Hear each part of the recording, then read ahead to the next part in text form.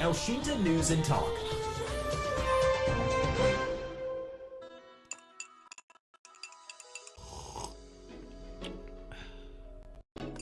Power Breakfast.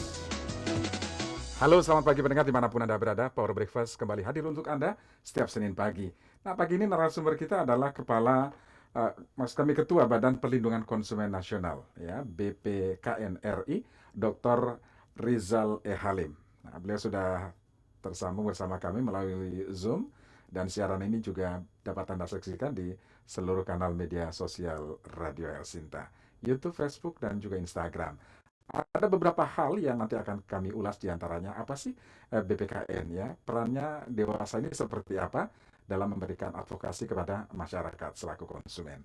Tentu nanti Anda bisa bergabung untuk sampaikan pertanyaan Anda di 0215869000, SMS WhatsApp di 0811806543 bersama saya Suwiryo. Halo, selamat pagi Pak Rizal. Selamat Salam pagi, sehat Pak Rizal. selamat pagi Mas Wiryo. Ini tes suara kedengaran ya? Kedengaran, jelas sekali kedengaran. Oke, Saya mohon maaf pakai masker Pak Rizal ya, jadi tidak utuh melihat saya. Oke. Wajib Mas. Wajib, betul. Baik. Pak Rizal, sekarang sudah di kantor atau masih di rumah Pak Rizal? Masih di rumah. Masih di rumah ya? Setiap hari memang WFH atau beberapa hari WFO Pak Rizal? Kalau saya sih hampir setiap hari itu ke luar ya, kantor atau koordinasi di lapangan dengan para pemangku kepentingan. Memang tidak selalu harus di kantor. Biasa juga banyak melalui media daring ya. Misalnya setiap Senin pagi kami itu ada apel secara daring, apel pagi di BPKN jam 9 sampai jam setengah 10 atau jam 10. Kemudian setiap Senin pagi itu kami ada rapat anggota dan pleno Senin jam 10 pagi. Kemudian Selasa, Kamis, Jumat itu kegiatan lapangan, kegiatan koordinasi, rapat koordinasi dan seterusnya. Kira-kira gitu Mas. Ya. Jadi pagi ini mengawali ya Pak kegiatan kepadatan di setiap hari Senin Pak, aktivitas yang padat ya Pak Rizal ya. Jadi biasa Senin pagi itu kan saya pikir semua Mas Wiryo dan teman-teman Elshinta, pendengar Elshinta juga Senin pagi itu di awal pasti menyiapkan berbagai kegiatan yang dipersiapkan untuk mengawali awal minggu ya. Dan Senin biasanya hari yang cukup padat. Kita biasa menyiapkan jadwal apa saja dalam satu minggu ke depan. Kemudian mempersiapkan beberapa materi yang perlu disiapkan dan tentunya tetap mengkonsumsi asupan vitamin yang cukup bagi penanggulangan pencegahan COVID-19. Betul. Jadi selain olahraga tentunya Pak Rizal ya, supaya vitamin juga. Nah, kalau sarapan ada yang dibawa atau sarapan di rumah Pak Rizal biasanya? Biasanya sarapan di rumah, jadi Di rumah. sarapan di rumah ya standar kopi telur rebus dan pisang rebus ya. Sarapan bisa banyak buat saya. Di biasanya telur rebus, pisang rebus, kemudian gelas kopi Ya. Itu sudah sangat cukup ya Pak Rizal ya untuk mengawali aktivitas yang padat pagi hari. Nah Pak Rizal, di masa pandemi seperti sekarang, cara kerja atau monitoring atau apapun yang dilakukan oleh BPKN seperti apa Pak Rizal? Apakah sama ketika sebelum masa pandemi? ada kebiasaan perubahan ya, secara drastis perubahan pola kerja, mekanisme kerja tidak cuma di BPKN, saya pikir tidak cuma di BPKN mengalami hal yang sama masyarakat. Jadi kalau saya yang sama menyebut bahwa saya digitalize force bahwa digitalization ya, jadi kita kegiatan kita kegiatan kita dalam jaringan menggunakan virtual dalam jaringan, dan itu menjadi satu dan itu menjadi budaya baru dalam budaya keseharian masyarakat, seperti wawancara masyarakat, kemudian belajar mengajar ini meet, kemudian belajar mengajar kemudian bahkan apel rapat bahkan apel pun virtual apel. Begitu juga misalnya ada signing begitu juga misalnya ada signing MOU yang biasanya kita lakukan secara offline, kita lakukan secara offline-nya, sekarang kita bisa lakukan secara seremoninya virtual, kita bisa konferensi internasional yang biasa dilakukan oleh banyak kampus atau lembaga lain dilakukan secara virtual. Jadi hampir sebagian besar kegiatan kita itu kita lakukan secara virtual karena situasi sejak awal 2020 kemarin. Ya, Pak Rizal, mungkin masyarakat banyak yang belum mengetahui ya, apa sih BPKN ini, tugas fungsinya itu seperti apa? Apakah hanya melayani misalnya orang yang komplain atau berkaitan dengan konsumsi ya, konsumen dan aktivitas masyarakat, ekonomi masyarakat kesehariannya, Pak Rizal? Jadi Badan Perlindungan Konsumen Nasional ini dibentuk berdasarkan Undang-Undang Nomor 8 Tahun 1999 tentang perlindungan konsumen. Jadi memang kalau kita lihat semangatnya di awal reformasi ini semangat reformasi. Bersama dengan Undang-Undang Perlindungan Konsumen ini juga lahir Undang-Undang persaingan anti monopoli persaingan competition ya, Pak Undang-Undang Nomor 5 Tahun 99.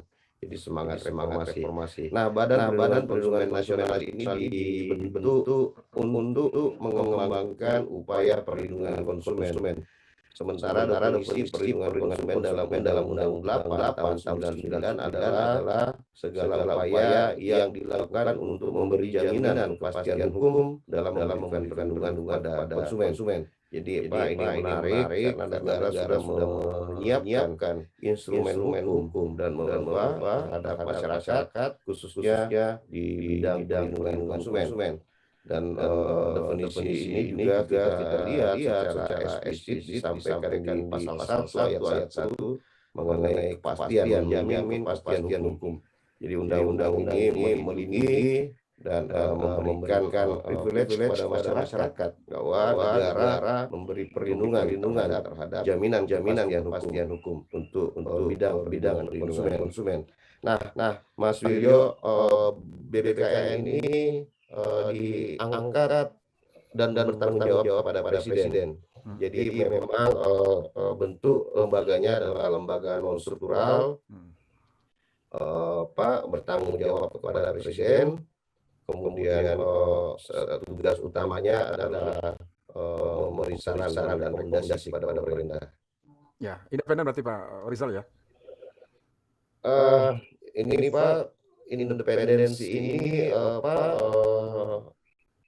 tentunya tidak 100% ya, karena tetap dalam kendali dalam kontrol pemerintah oleh Presiden, karena tadi Presiden jawab diangkat dan bertanggung jawab pada Presiden, jadi bertanggung jawab pada Presiden, tetap dalam kendali ya, jadi tetap dalam kendali pemerintah, tapi karena biasa mitranya adalah pemangku kepentingan seperti industri, kementerian dan lembaga lainnya, kemudian organisasi masyarakat, asosiasi dan sebagainya.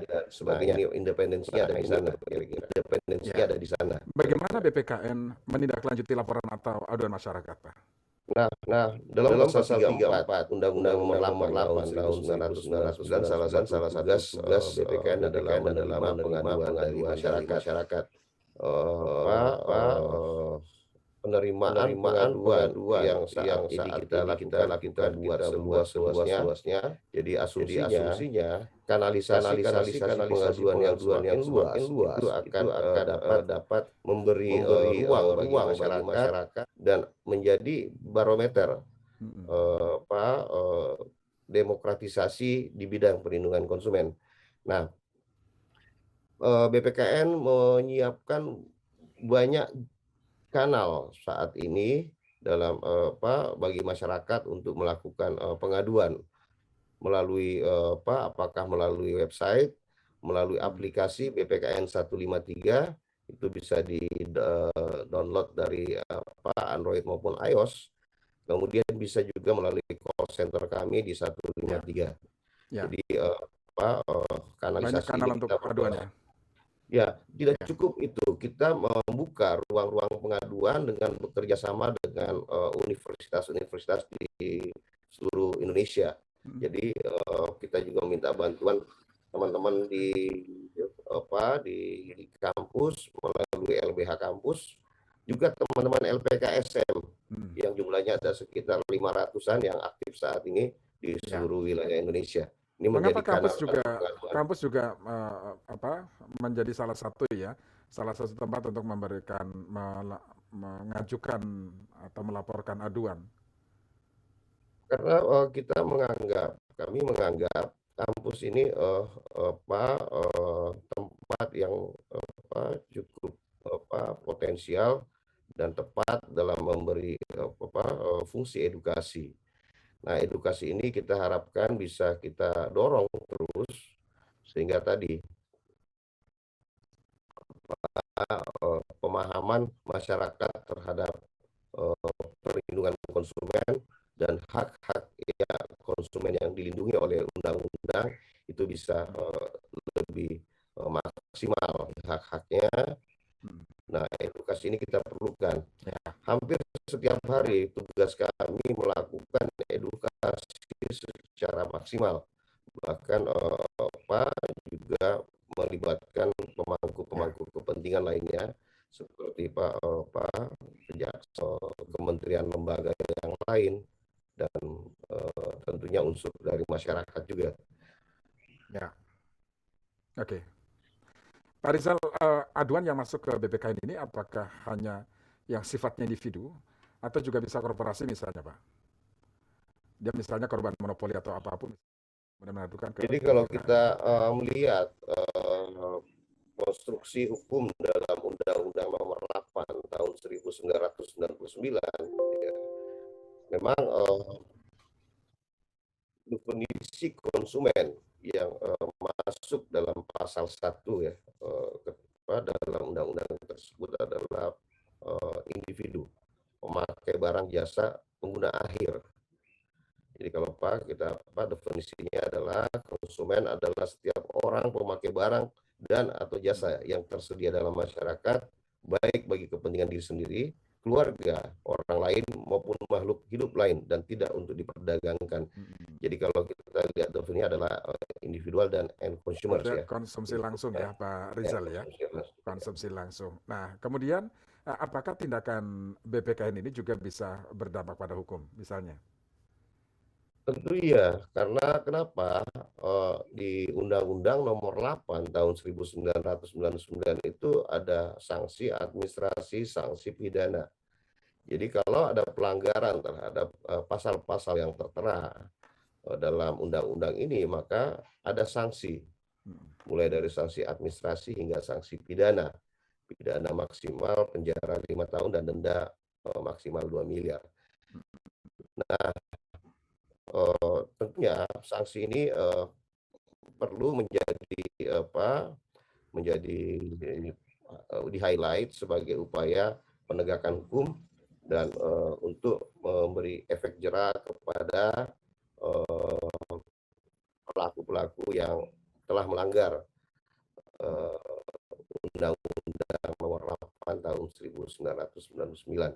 Jadi jelas ada sanksi administrasi, ada sanksi pidana, bahkan ada tambahan pidana pencabutan izin di pasal 62 ya.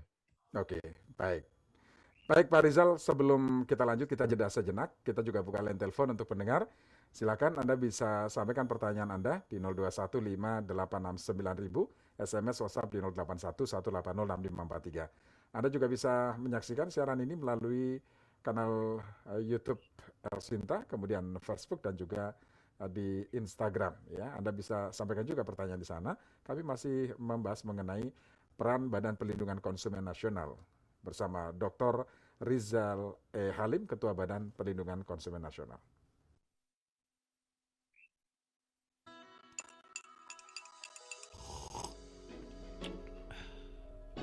Power Breakfast.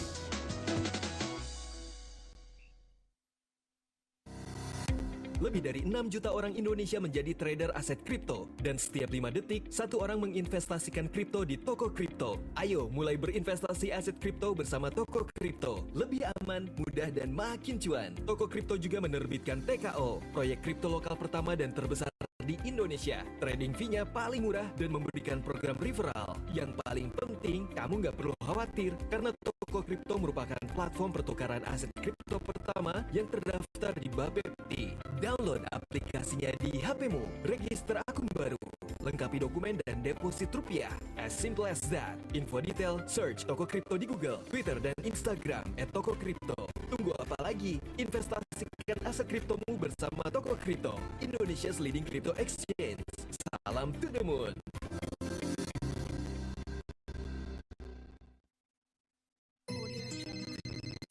Halo Ger, ada Putri.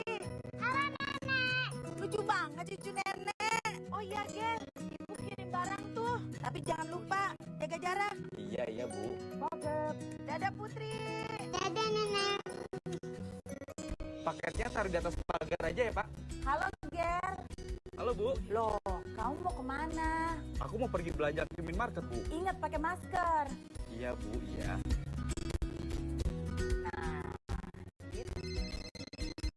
Halo Ger, lagi apa? Aku lagi meeting Bu, nanti aku telepon balik ya. Loh, kamu kok di kantor? Aku di rumah kok Bu. Kan WFH Bu. Udah waktunya makan siang loh. Tapi ingat pesan ibu, jangan lupa cuci tangan. I love you, Ger. Gitu dong Ger. Iya, saya langsung ke Bu. Dah.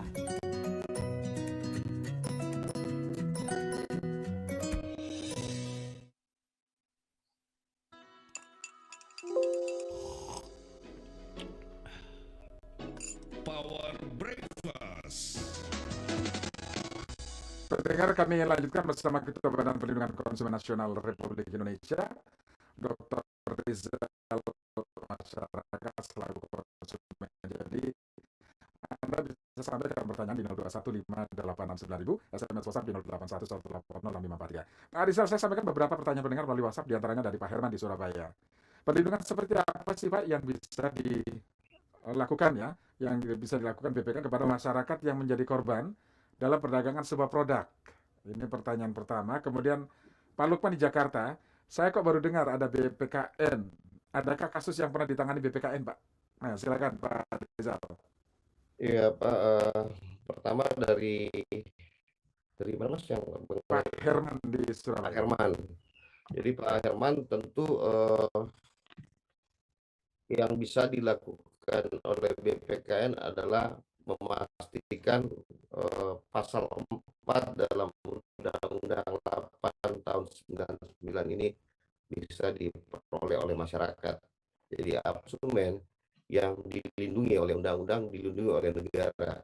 Hak apa saja, misalnya hak atas kenyamanan, keamanan dalam mengkonsumsi barang atau jasa, hak untuk memilih sesuai dengan nilai tukar dan kondisi jaminan, hak atas informasi yang benar, jelas, jujur, dan seterusnya.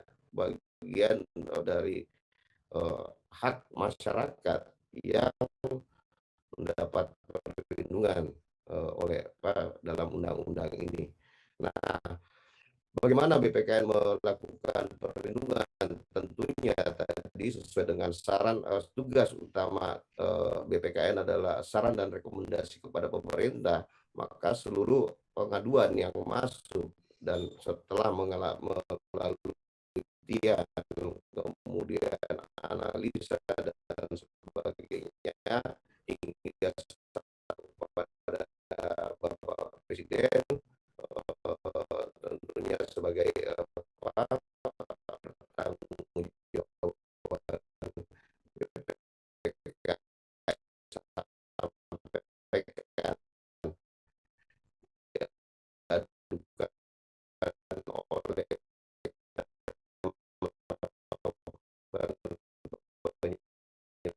menyampaikan kepada Presiden dan juga Kabinet Kerja PMK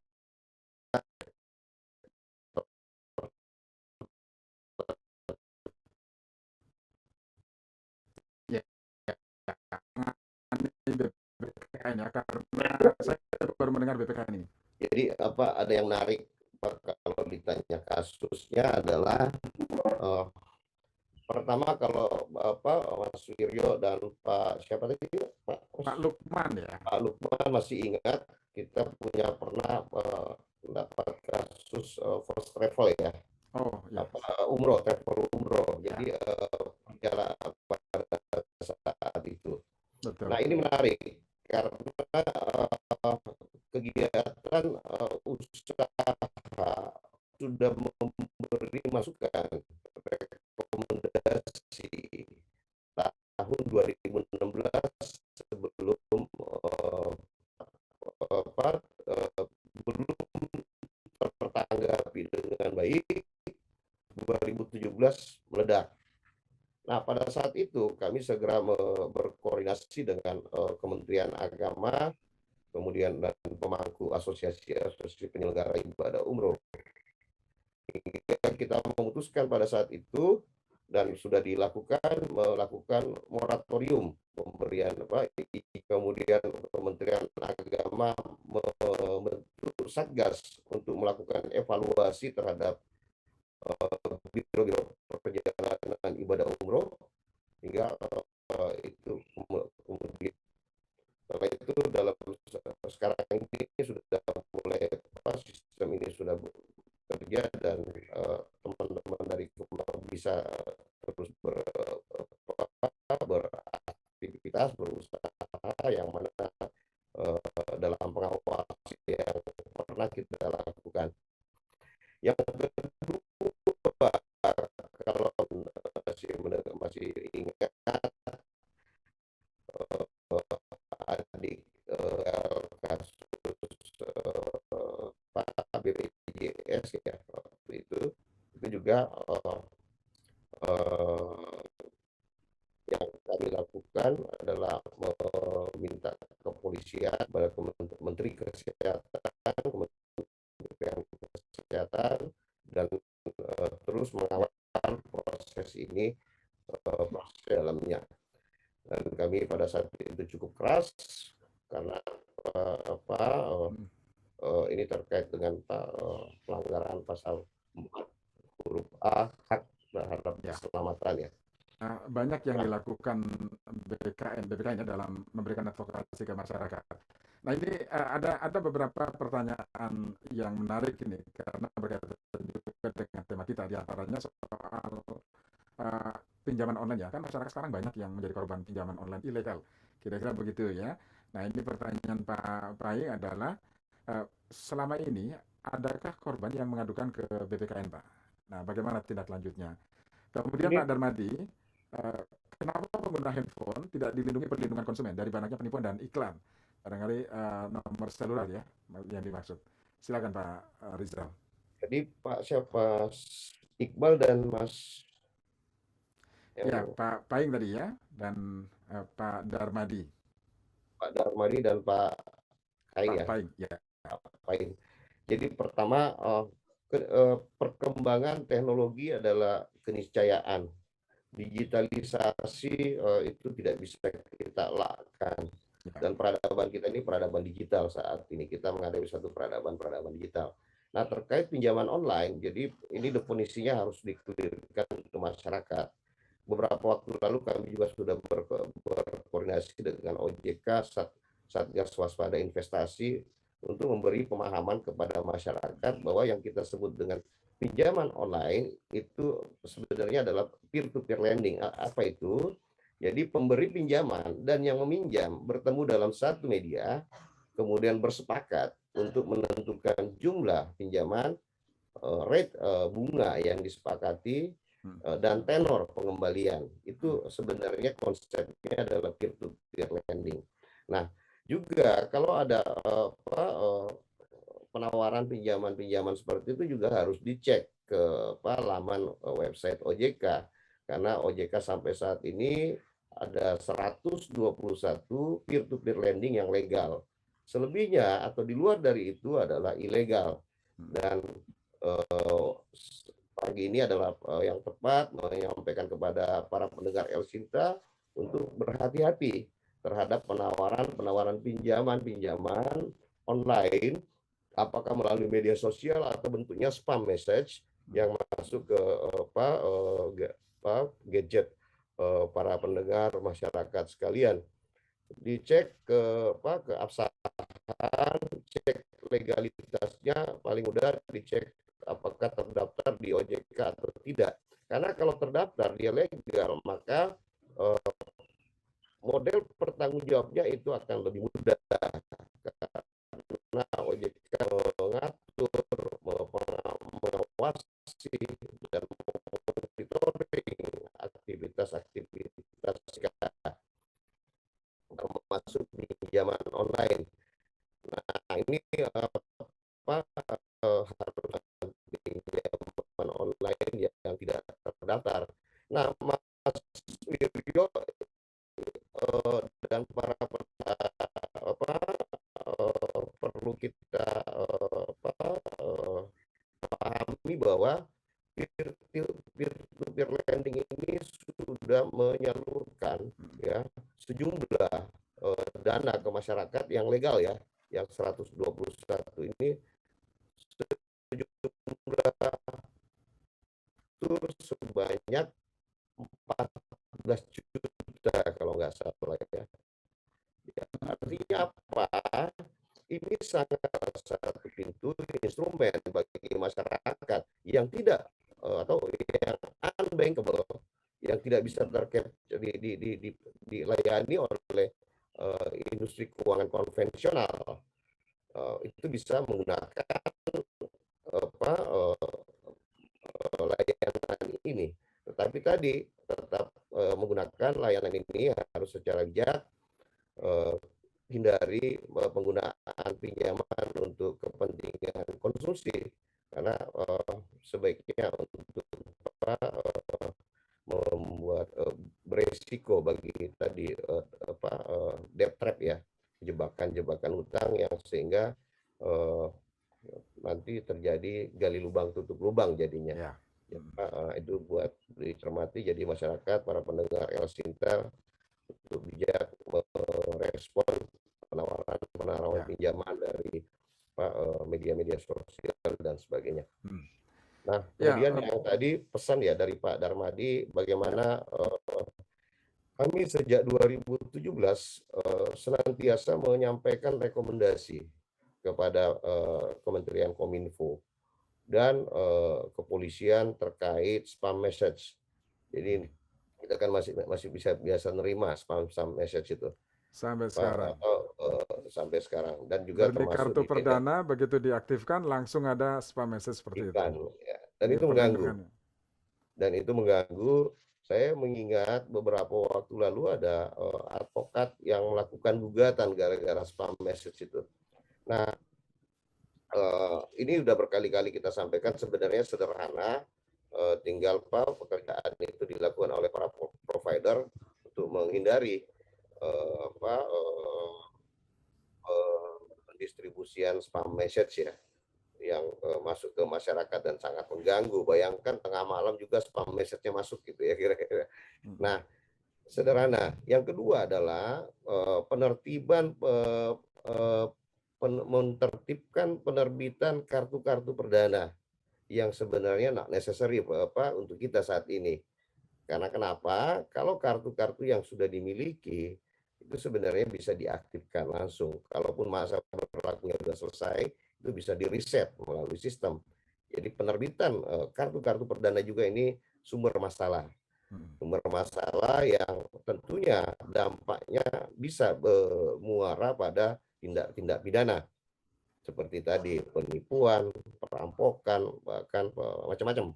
Ya. Nah, ini juga sudah kami sampaikan kepada pemerintah, kepada Menkominfo untuk berkoordinasi karena kewenangan itu ada di Kominfo bersama Badan Regulasi Telekomunikasi Indonesia. Ya. Nah, inilah yang perlu kita tertibkan. Jadi penertiban yang dibutuhkan adalah menata sektor hulunya. Karena kenapa? Kalau hulu ini tidak kita tata dan kita buat dengan baik, maka hilir itu luar biasa. Deviasi di hilir di tengah masyarakat itu banyak sekali. Dan petugas, aparat penegak hukum itu tidak akan bisa menyelesaikan seluruh persoalan yang dihadapi masyarakat kalau kita tidak memperbaiki tatanan hulunya. Nah, kalau tatanan hulunya sudah kita perbaiki, maka kita berharap kasus-kasus, ekses kasus atau deviasi dari tatanan hulu itu tidak terlalu banyak atau tidak terlalu besar. Nah, kira-kira seperti itu, Mas Wiryo. Ya, Pak Rizal, kalau BPKN apakah juga menyentuh ke produk keuangan digital dan mata uang kripto yang saat ini sedang tren, Pak?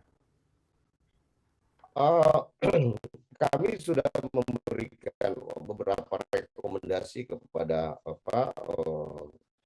otoritas terkait Bapepti, Kementerian Perdagangan mengenai digitalisasi penggunaan uang kripto. Jadi gini, pertama tadi tidak bisa kita hindari digitalisasi sesuatu yang atau judul dalam peradaban kita saat ini. Jadi sesuatu keniscayaan. Yang kedua adalah digitalisasi ini bisa memperbaiki kualitas peradaban masyarakat Indonesia, termasuk mendorong produktivitasnya. Nah, terkait dengan cryptocurrency, kami juga ada memberikan masukan bahwa sebaiknya cryptocurrency ini dibuatkan kelembagaan ya dengan semacam legalitas para pelaku usaha dan investor yang rata-rata individual, masyarakat individual, bahkan karakteristik investor kripto ini kebanyakan anak muda, itu bisa dinaungi dalam satu bentuk lembaga dan dalam kendali pemerintah. Artinya apa? Walaupun digital ini relatif dengan karakteristik yang sangat independen dan bisa tidak termonitor, tetapi kita bisa membuat pemerintah bisa melakukan regulasi sehingga melakukan pemagaran terhadap aktivitas digital dalam rangka memberi perlindungan kepada masyarakat kita. Itu sangat bisa. Ya. Nah, Pak Rizal, apa saran Anda kepada masyarakat? Nah, ini terkait dengan bahwa digital, transaksi ekonomi, transaksi keuangan dan lain sebagainya yang banyak menggunakan digital gitu ya, Pak. Nah, kemudian banyak juga misalnya masyarakat yang ada dalam beberapa kasus mengalami kerugian. Apa yang bisa disarankan kepada masyarakat dan apa yang harus dilakukan ketika mengalami hal-hal seperti itu, Pak Rizal? Pertama untuk tadi ya cryptocurrency, untuk masyarakat pendengar Ersinta yang sempat bergabung pada pagi hari ini, bertransaksi cryptocurrency itu dicek penyedianya, apakah penyedia itu adalah 13 provider yang mendapat izin dari Bapepti. Nah, di luar itu saran kami jangan melakukan transaksi karena itu berarti adalah kegiatan usaha ilegal. Jadi Bapepti sudah memberikan izin kepada 13 provider cryptocurrency. Nah, kemudian bagaimana masyarakat menyikapi produk-produk digital? Hati-hati dan tetap waspada melakukan transaksi dalam membeli produk-produk digital. Cek keabsahannya, cek penyedianya, kemudian cek dokumen-dokumen legal yang dimiliki. Hanya kan memang agak rumit kalau kita belinya cuman barang-barang di bawah 1 juta ya, atau barang-barang 100.000, 50.000, 60.000 harus mengecek seperti itu. Tetapi ini harus kita lakukan untuk menghindari tadi persoalan-persoalan yang tadi apakah penipuan atau dan sebagainya. Yang kedua, hati-hati merespon penawaran-penawaran dari media sosial. Bukan media sosial tidak dihindari, tetapi hati-hati dan waspada. Karena banyak juga penjual media sosial yang bagus dan sangat membantu roda perekonomian kita, khususnya di usaha. Prinsipnya adalah kehati-hatian ya, Pak Rizal ya. Iya, betul. Prinsipnya kehati-hatian. Baik. Pak Rizal, terima kasih sudah bersama kami, Pak Rizal. Ini sangat informatif sekali pada masyarakat. Terima kasih, salam sehat selalu, Pak Terima kasih, Mas Wiryo. Salam sehat selalu. Salam sehat buat seluruh pendengar yang cinta. Dengan demikian tadi Power Breakfast bersama Ketua Badan Perlindungan Konsumen Nasional Republik Indonesia, Dr. Rizal E. Halim.